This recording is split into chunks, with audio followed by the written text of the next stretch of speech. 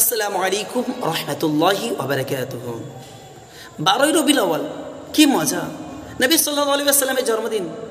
নবী সাল্লাল্লাহু আলাইহি ওয়াসাল্লামের জন্মদিনে আমরা জন্মদিন পালন করব, কি মজা! আনন্দ আনন্দ, খুশি আর খুশি, উৎসবে ভরে যাবে আমাদের এই গ্রাম এলাকা, আমাদের শহর, সমস্ত জায়গায়। চারিদিকে শুধু ঝান্ডা আর ঝান্ডা, পতাকার পতাকা, চারিদিকে শুধু মিছিল, মিটিং আর মিটিং, আর মিছিল আর মিছিল, সমস্ত দিকে শুধু বাজবে বাজবে। নবী সাল্লাল্লাহু আলাইহি ওয়াসাল্লামের জন্মদিন পালন হবে আর হবে। কি আনন্দ!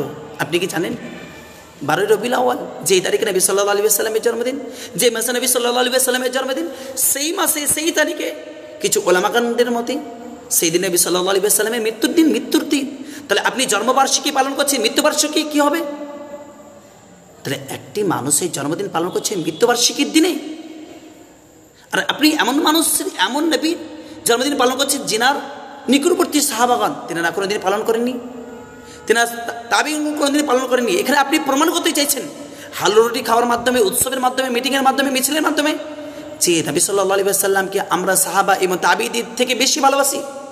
নবী সাল্লাল্লাহু আলাইহি ওয়াসাল্লামের যিনারা প্রত্যক্ষদর্শী ছিল, যিনারা নবী সাল্লাল্লাহু আলাইহি ওয়াসাল্লামের কথা শুনে সর্বসময় চলাফেরা করতো, তেনাদের থেকে আমরা বেশি নবী সাল্লাল্লাহু আলাইহি ওয়াসাল্লামকে ভালোবাসি। তাই হালুয়া রুটি বা বিভিন্ন ধরনের মিটিং মিছিল করছি, এটা কি সম্ভব? এটা সম্পূর্ণরূপে বিদআত, এটা কোরআনেও নেই, হাদিসেও নেই।